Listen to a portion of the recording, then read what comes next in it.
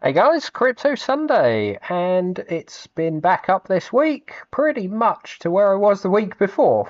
We had sort of a reasonably large drop, and yeah, it's now back up to I think more like 453. This sort of been a little down in the last while. Maybe I'll call it sort of at the end rather than now. But yeah, it's been sort of largely altcoins. Everyone getting very excited. My Bitcoin dominance now down to 57.5%. So not all that different to actual market cap Bitcoin dominance. So yeah, interesting. Never thought about it like that.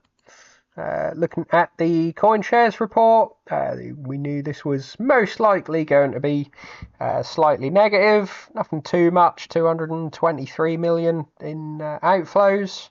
It's funny that sort of tiny little candle like that is 220 million, but we've obviously had some very large inflow candles. So there you go.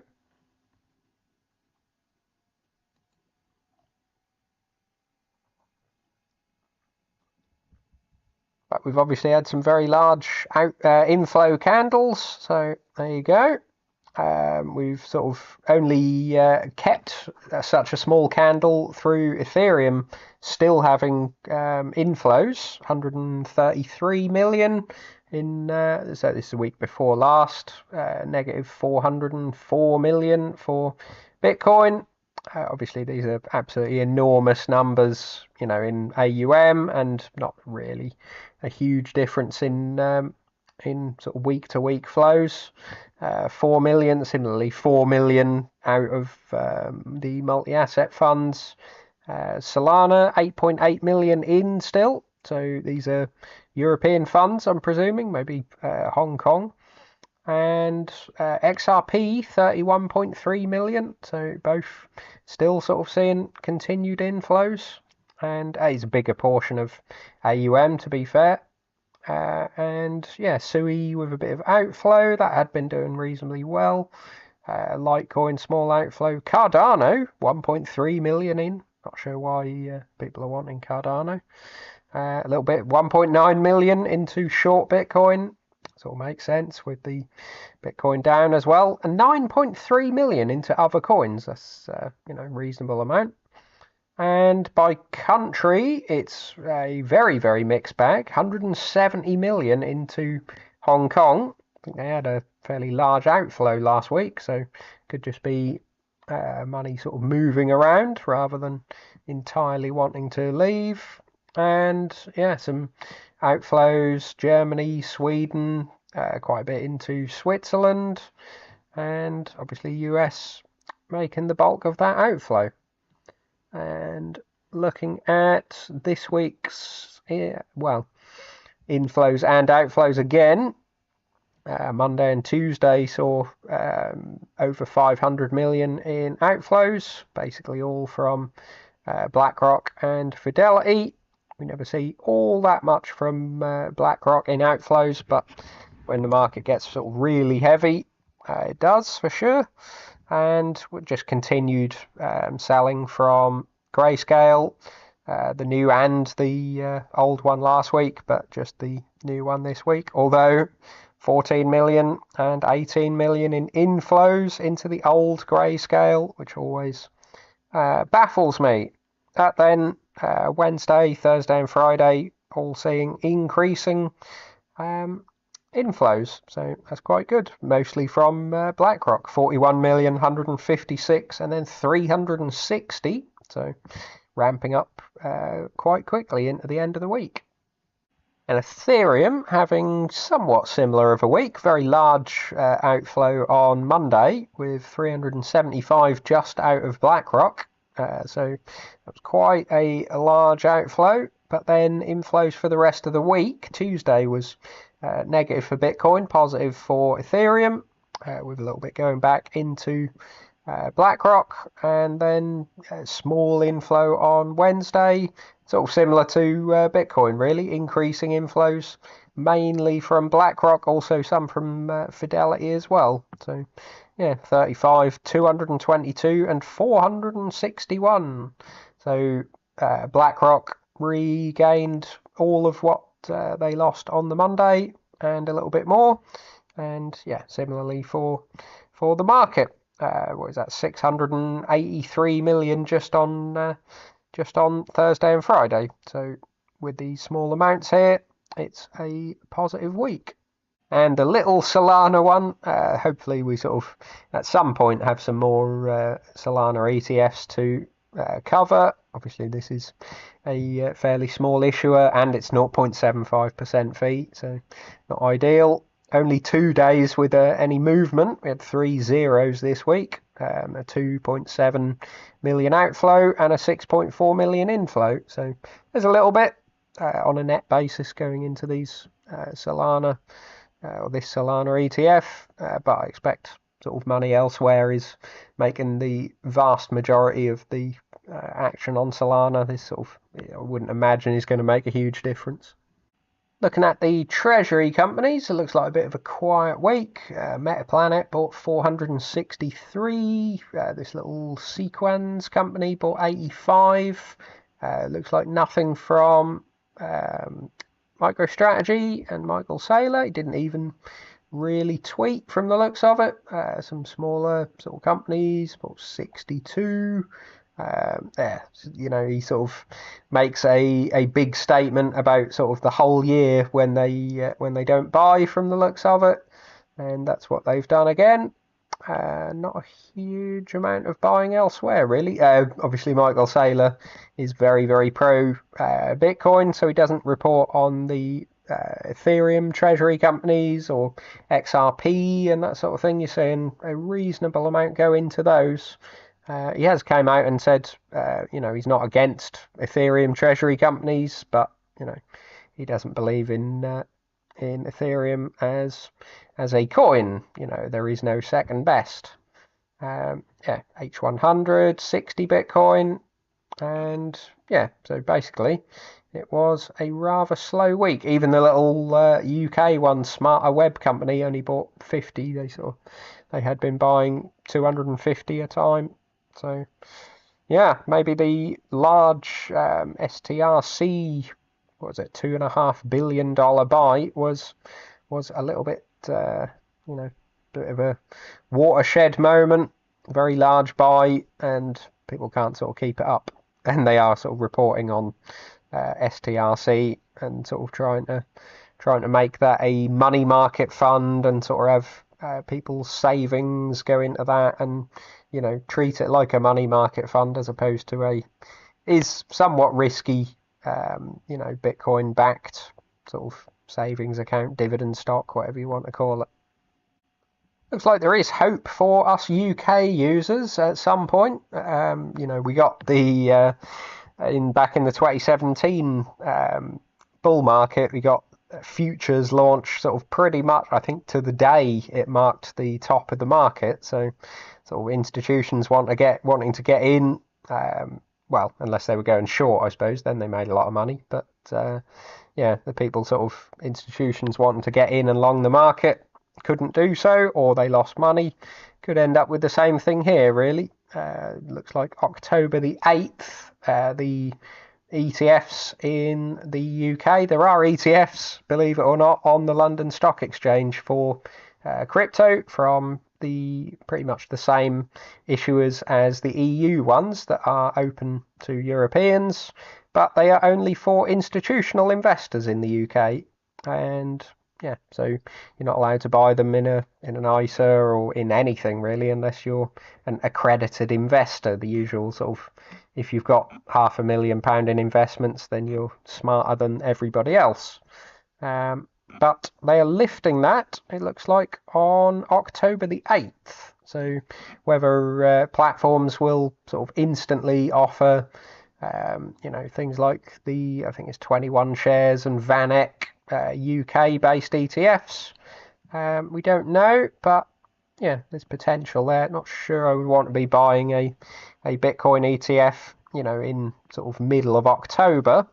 I think we're potentially going to be a reasonable way up by then, and sort of nearing the tail end of the bull market. Obviously, it could in the past, in 2017, we sort of between October and December it doubled pretty much, if not more. So yeah, you could say there's far more upside to go, but yeah, I wouldn't want to be taking that risk, I don't think. If I'm still holding crypto, I may consider sort of swapping some Bitcoin for a Bitcoin ETF in the ISA just to get a little bit of it tax free, but yeah, not sure.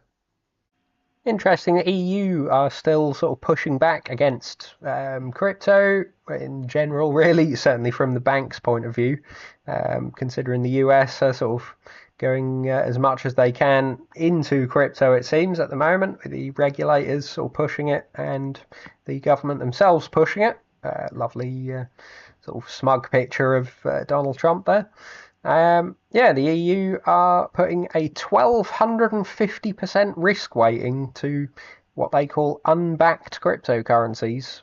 So that includes Bitcoin and Ethereum, because they count sort of things like stable coins, I guess, that are backed by treasuries as backed, and crypto has no backing basically. So this is sort of to restrict what banks can do with them. You can't sort of put too much in an asset if it has a 1250% risk weighting sort of in the portfolio. You don't, you're guessing they can't sort of start levering up on it. They can't sort of lend it out or sort of have it as too much of their reserves and things. So yeah, it basically restricts a lot of what they can do.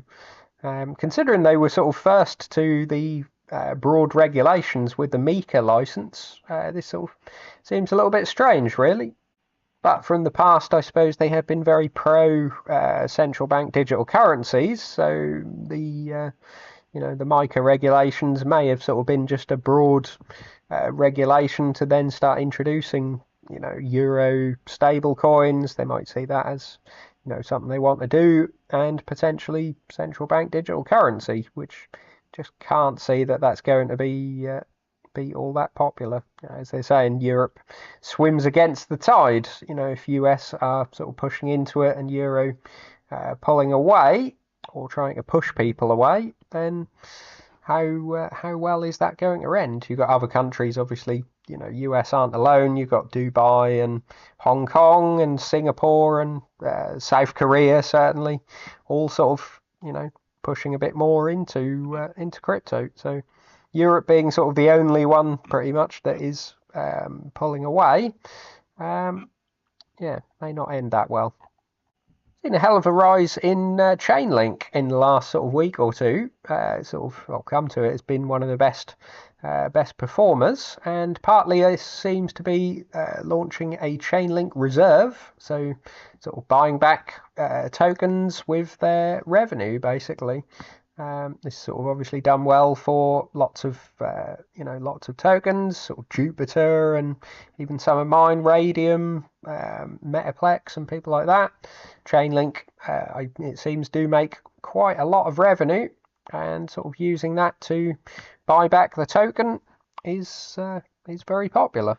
Also launching rewards, rewards to people using it, so that's very good. They're also part of the regulations. They were at the White House for the signing of the Genius Act. They're sort of seen as one of the big players by the US government, so they've got quite a lot going for them. I've always seen it as, if crypto succeeds, they will be involved in a reasonably large way. So yeah, good to see.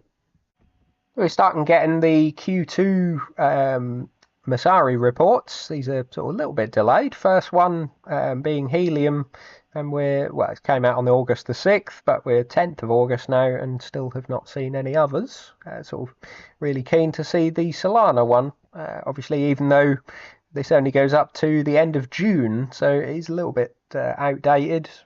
You can get some more up-to-date numbers, but yeah, I sort of tend to just keep an eye on the Masari reports for the most part. Helium, I won't sort of go through all that much because it's only a very small position in comparison to the others, but the key metrics sort of largely across the board all looking quite good. Mobile hotspots increasing 12% on last quarter. pretty good. Internet of Things hotspots also 13% up. Daily burns, so sort of people using the chain, is up quite strongly, 68% up on last quarter. Mobile subscribers is up heavily, although they did introduce the free tier in this quarter. So yeah, people sort of becoming a user for free isn't necessarily the amazing metric that that may show. 94% up. Mobile carrier offloaded data, so taking sort of data from carriers that don't really want to have it in those areas, I suppose, or are overburdened. That is absolutely rocketing up, and he sort of started in Q3 last year, and then 478, 1140, 2721.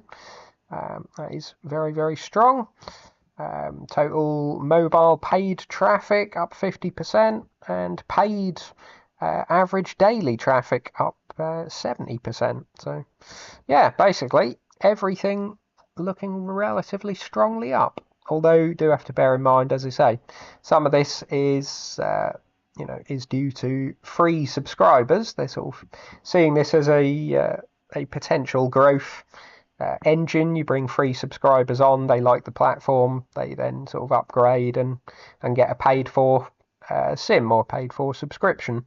And the more popular the network becomes, they can then offload more data from other carriers and sort of work in partnership. And yeah, it potentially all does very well. So yeah, I was quite impressed. I had a quick read through the rest, and all sort of looks reasonably good. I do keep an eye on the numbers, sort of the daily numbers. I'll sort of have a look at every now and then, and that sort of gives you a little bit more up to date, and it's still all looking rather good, up since the end of Q2, so that's very good. Looking at the Bitcoin hash rate, we sort of had quite the move. Had the difficulty adjustment on the end of Friday, I believe, and sort of since then had a reasonable drop. It did go to sort of 1.1, nearly 1.09 zeta hash, but then Saturday, after the drop, it was basically straight down and even reached 658 exahash. So that is rather low. I sort of had a look at the next potential adjustment, and it was showing an enormous drop. Block time sort of not going through at all. And since then, it has sort of risen back up to 921 exahash. So it's very volatile. You sort of see we did get a similar move down on the 30th of July, and sort of this has seen a similar move. Whether this is solar powered miners sort of turning off when it's not sunny, or not windy potentially, not sure, but why you would get sort of such a large drop. I thought most people, if they have sort of solid electricity output, would just run non-stop basically. You obviously get miners in the sunny countries sort of turning off, but I think that's only at sort of opportune times. They don't turn off for sort of nearly a whole day, as this seems to be. So yeah, that was interesting. Just looking at the difficulty chart then, the final adjustment was up from 127.6 to 129.4. So it is a bit up. When this adjustment first happened to 127, it was showing a potential drop, and then sort of hash rate went up and up throughout the last 2 weeks, and yeah, we got another rise to 129. As I say, sort of block times are still very slow. It's only been sort of 2 days, a day and a half. So block times with that huge drop to 650 exahash are not going through. So yeah, they're projecting 16% drop in in 2 weeks. Or, yeah, it's saying 15 days. This was I think yesterday. This was showing 20 days to the next difficulty adjustment, because block times were taking too much time to go through. It should be 14 days, not 20. But yeah, I can't imagine this staying as it is. Potentially sort of even see another increase rather than this drop. But would be very nice to have this drop in difficulty. Looking at the global liquidity chart, then we're still sort of struggling in this this sort of stagnation period as the liquidity sort of this is liquidity 3 months advanced. So this very end point here was 3 months ago basically, and so it looks like we're sort of gearing up for potentially, if it's going to follow it, a reasonable rise into sort of late end of September into October. So could get a bit of a rough period, or it just doesn't follow it at all. But I think this sort of seems a little bit unlikely. It's sort of followed it reasonably well since the beginning of the ETFs. So I sort of see that as somewhat, not unusual. More sort of institutions coming in. We'll see it as a sponge for liquidity basically. And yeah, if it is going to follow it, then it basically does need a significant move up in the next sort of couple of weeks. You've got sort of 2 weeks time, 22nd, 23rd of August. It's at sort of an implied price of about 150,000. So over 30,000 move in the next 2 weeks. I'm not entirely sure I can see it. Obviously, I've been saying, we're saying 2-3 weeks ago that it needs a move up to sort of 135, 140, and we haven't had that just yet.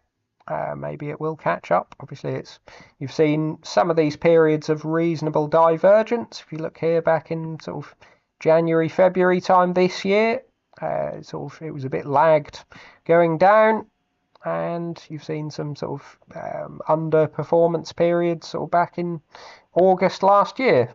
But this is sort of pretty much the biggest divergence we've had aside from that February period. So yeah, we'll have to see.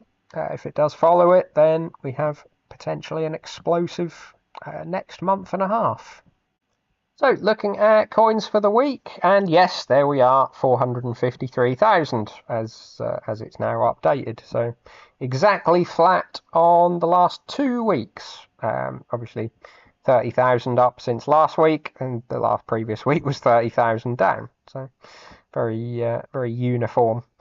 Bitcoin up to just over 2%. Solana up 9%, doing quite well.